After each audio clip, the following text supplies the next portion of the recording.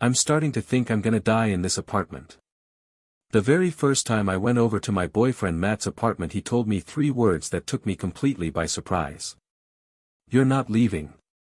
I thought he was joking, or maybe trying to be cute. I have to go, babe, I said, planting a gentle kiss on his cheek. I've got work in the morning. Matt put a hand on my shoulder as I tried to get up, guiding me back down to the couch. I blushed, thinking maybe he wanted to make out a little more before I left, but then he stood up and walked to the door.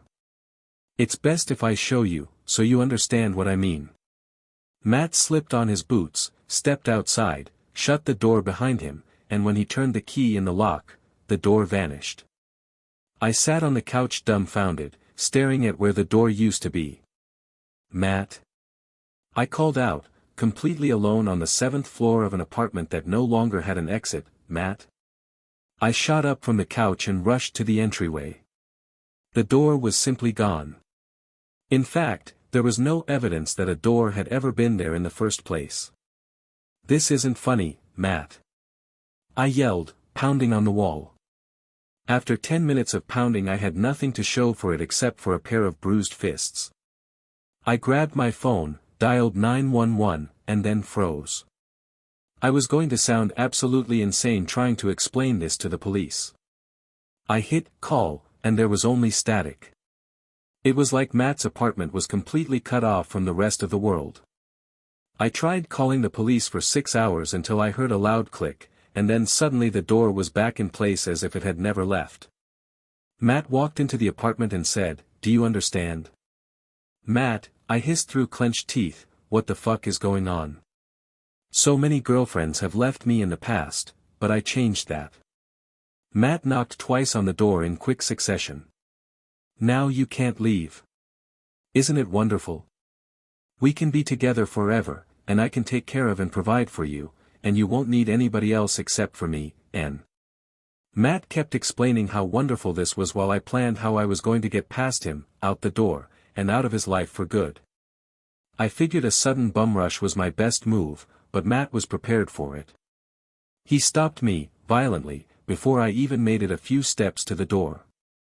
The next few days went basically like that. Matt would leave for work in the morning, leaving me alone in an empty, doorless, apartment, and when he got back I would fight like hell to escape.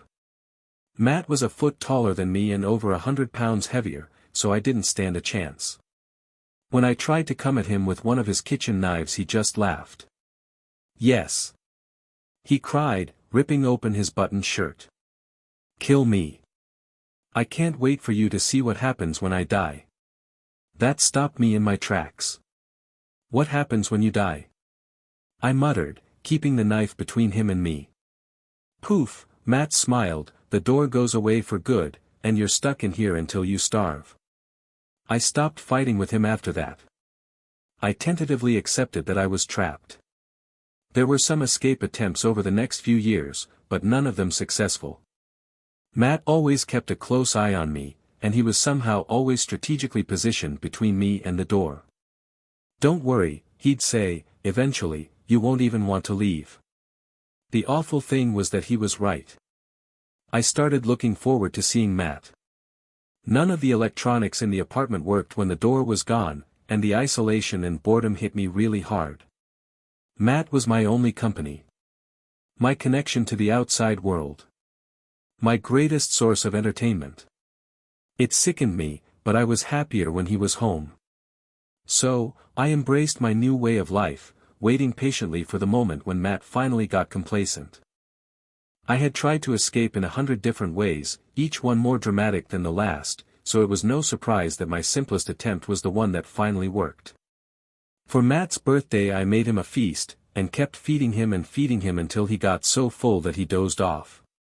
A nap is what finally saved me. Matt wore the key to the apartment on a chain around his neck. I very carefully lifted it off him and tiptoed to the door. The sound of the knob turning woke Matt from his food coma.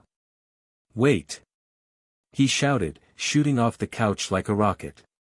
Please stay, we were just starting to build a life together. Matt inched closer, and even though there were a million things I wanted to say, I decided to throw myself out the door instead. Matt scrambled for the knob when I turned the key. Click. It's funny, I could hear Matt pounding on the wall, but it was barely audible, like it was happening miles away. I stood in the hall, free for the first time since I couldn't remember when, and I didn't know what to do.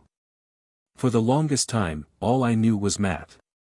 It's sad, but for a moment I thought I might be making a mistake, and considered unlocking the door and going back to him.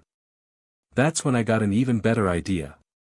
I put my palm on the key, leaned all my weight onto it, and broke it off in the lock. The door vanished completely, as well as the sound of Matt pounding. Consider this our divorce, I said with a grin, and walked happily towards the future.